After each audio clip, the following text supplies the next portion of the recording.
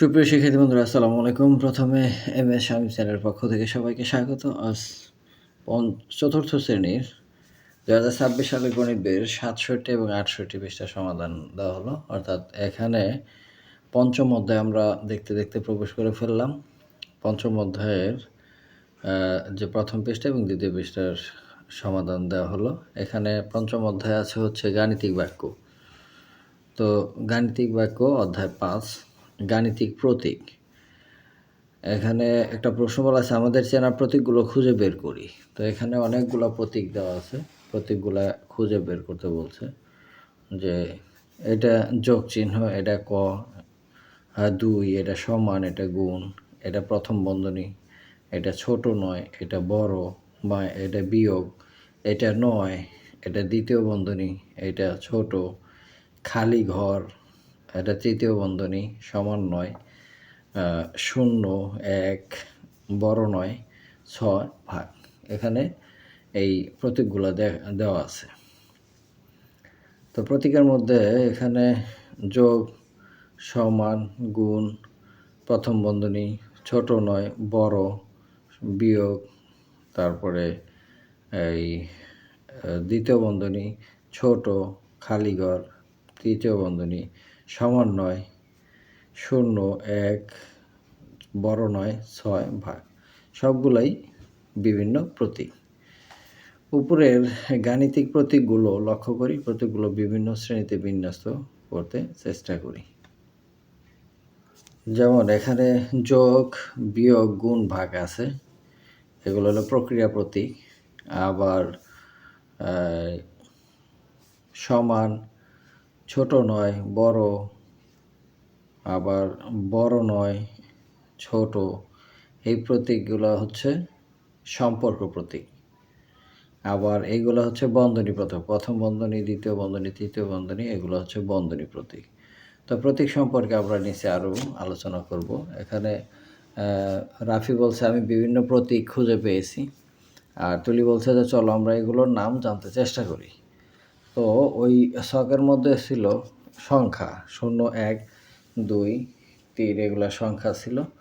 তো যে প্রতীকগুলো সংখ্যা লেখার জন্য ব্যবহার করা হয় সেগুলোকে বলা হয় সংখ্যা প্রতীক। অর্থাৎ 0 থেকে 9 পর্যন্ত সংখ্যা প্রতীক। এখানে টোটাল আছে কয়টা? 10টা। তাহলে সংখ্যা প্রতীক কয়টা? 10টা। তো আমাদের আবার বলি যে যে প্রতীকগুলো সংখ্যা লেখার জন্য ব্যবহার করা হয় সেগুলোকে বলা হয় সংখ্যা প্রতীক। সংখ্যা প্রতীক কয়টা? 10টা। কত কত? 0 থেকে 9 পর্যন্ত। 0, 1, 2, 3, 4, 5, 6, 7, 8, 9। এরপরে নিচে আছে যে প্রতীকগুলো 4টি প্রক্রিয়ার জন্য ব্যবহার করা হয় সেগুলোকে বলা হয় প্রক্রিয়া প্রতীক। প্রক্রিয়া প্রতীক কয়টা? 4টি। কি কি? যোগ, বিয়োগ, গুণ এবং ভাগ। এই 4টা প্রতীককে বলা হয় প্রক্রিয়া প্রতীক। অর্থাৎ যে প্রতীকগুলো 4 প্রক্রিয়ার জন্য ব্যবহার করা হয়, 4 প্রক্রিয়া বলতে যোগ, বিয়োগ, গুণ, ভাগ, ওইগুলোকে বলা হয় প্রক্রিয়া প্রতীক।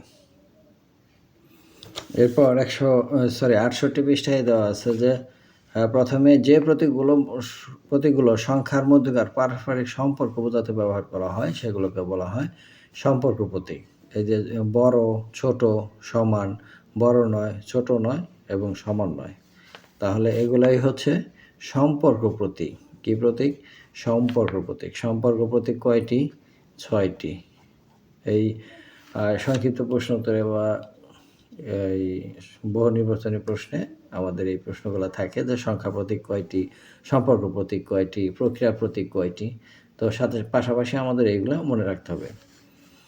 তারপর বলছে যে যে প্রতীকগুলো সংখ্যাগুলির মধ্যকার পারস্পরিক সম্পর্কে একত্রে বা আলাদা বোঝাতে ব্যবহার হয় সেগুলোকে বলা হয় বন্ধনী প্রতীক।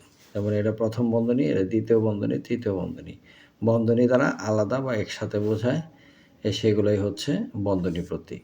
প্রথম বন্ধনী, দ্বিতীয় বন্ধনী, তৃতীয় বন্ধনী। আমরা ইংরেজিতে বলি first bracket, second bracket, third bracket. এরপরে আছে যে আকৃতি বা অক্ষর দ্বারা অজানা সংখ্যাকে প্রকাশ করা হয় তাকে অজানা প্রতীক বলা হয়।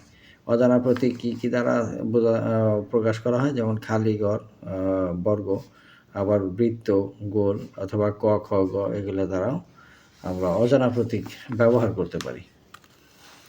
তো সম্পর্ক প্রতীকগুলোর নামের ব্যাপারে খেয়াল রাখতে হবে যে এটা সমান, এটা বৃহত্তর, এটা ক্ষুদ্রতর, এটা সমান নয়, এটা বৃহত্তর নয়, এটা ক্ষুদ্রতর নয়, আর প্রথম বন্ধনী, দ্বিতীয় বন্ধনী, তৃতীয় বন্ধনী, এইগুলা খুব ভালো করে মনে রাখতে হবে অঙ্ক করার ক্ষেত্রে। হ্যাঁ, এবার 1 নম্বরে একটা অঙ্ক দেওয়া আছে যে রাতুলের কাছে 42 টাকা আছে, সে নিজের জন্য 12 টাকা রেখে বাকি টাকা 6 জনের মধ্যে সমানভাবে ভাগ করে দিলে বিভিন্ন প্রতীক ব্যবহার করে এটি উপস্থাপন করো। অর্থাৎ টাকা ছিল তার কাছে 42 টাকা, তাহলে 12 টাকা রেখে, অর্থাৎ 42 থেকে 12 টাকা প্রথমে বিয়োগ দিতে হবে, তারপরে ভাগ দিতে হবে 6 জনের মধ্যে, ভাগ 6। আমি এভাবে লিখেছি, তুলি এইভাবে লিখছে। এখানে সংখ্যাগুলোকে প্রক্রিয়া প্রতীক ও বন্ধনী দ্বারা যুক্ত করা হয়েছে। কতিপয় সংখ্যাকে প্রক্রিয়া প্রতীক ও প্রয়োজনে বন্ধনী দ্বারা যুক্ত করলে সংখ্যা রাশি তৈরি হয়। এই যে এটা হচ্ছে একটা সংখ্যা রাশি এবং আমরা এটা ক্যালকুলেশন করে এটা মান বের করতে পারি। যেমন 42 থেকে 12 গেলে থাকে 30, 30 ভাগ 6, তাহলে 30কে 6 দ্বারা ভাগ করলে 5, অর্থাৎ এটি